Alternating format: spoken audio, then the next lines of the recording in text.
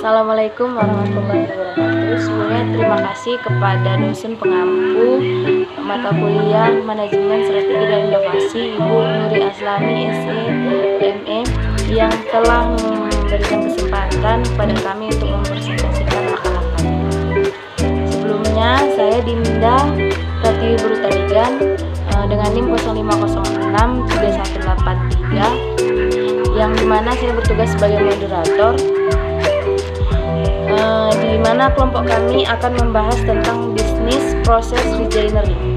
Namun tentunya saya tidak sendiri karena akan dijelaskan oleh teman-teman saya, yaitu Ayu Lestari Sitio dan Lisa Ramadhani sebagai pemakalah.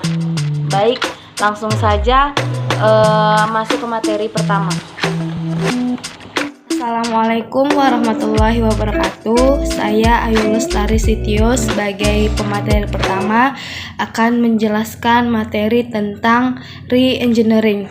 Yang pertama adalah pengertian re-engineering. Re-engineering atau rekayasa ulang adalah pencapaian ulang secara pada proses bisnis yang berjalan saat ini dengan penekanan pada pengurangan biaya dan waktu siklus agar terjadi peningkatan kepuasan pelanggan. Rekayasa ulang sangat mungkin dilakukan karena kebanyakan dalam organisasi terdapat sekali-sekali departemen dan unit kerja.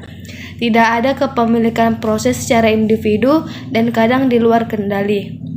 Yang B yaitu adalah tujuan re-engineering, yaitu yang pertama meningkatkan produktivitas, yang kedua meningkatkan nilai bagi para pemegang saham, yang ketiga mencapai hasil yang luar biasa, yang kelima mengonsolidasikan fungsi-fungsi, yang kelima ada menghilangkan tingkatan dan pekerjaan yang tidak perlu.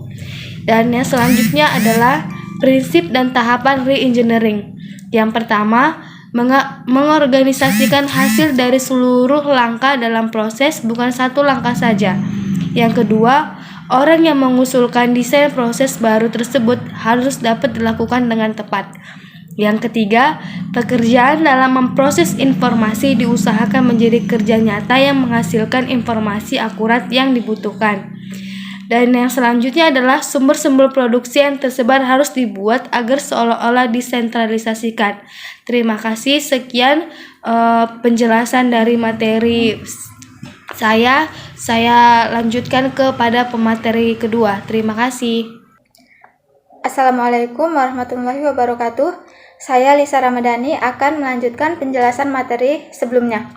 Jadi selanjutnya itu ada proses re-engineering, tahapan re-engineering, dan fase re-engineering. Dalam proses re-engineering itu, yang pertama harus menentukan masalah yang untuk diselesaikan. Yang kedua, mengidentifikasi proses untuk rekayasa ulang. Yang ketiga, mengevaluasi.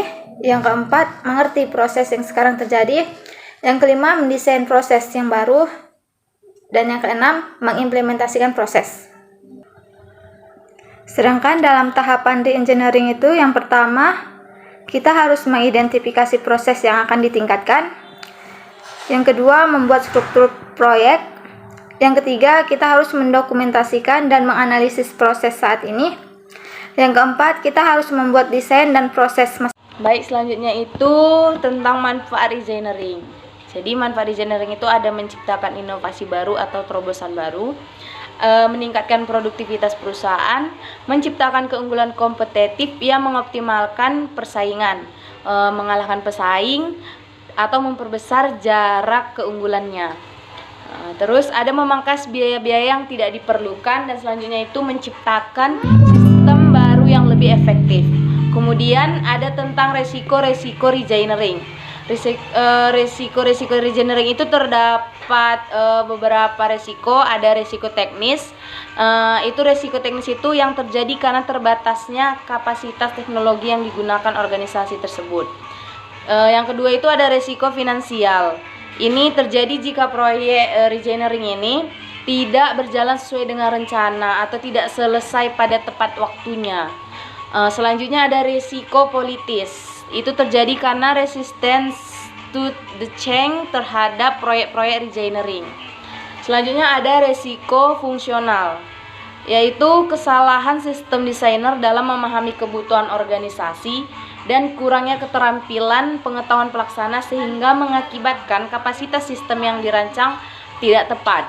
Selanjutnya ada resiko proyek. Resiko yang bisa terjadi jika personel pemproses data tidak memahami dan tidak familiar terhadap teknologi baru sehingga menimbulkan masalah-masalah yang kompleks. Selanjutnya itu ada faktor-faktor kegagalan engineering. Ada 4 faktor kegagalannya. Yang pertama itu ada menolak untuk berubah atau resistant to the change. Yang kedua itu kurangnya komitmen manajemen. Yang ketiga sistem informasi yang kurang memadai. Dan yang terakhir itu kurangnya keluasan dan kedalaman analisis terhadap faktor-faktor krisis reengineering. Baik, sekian dari presentasi makalah kami. Lebih kurangnya saya minta maaf. Assalamualaikum warahmatullahi wabarakatuh.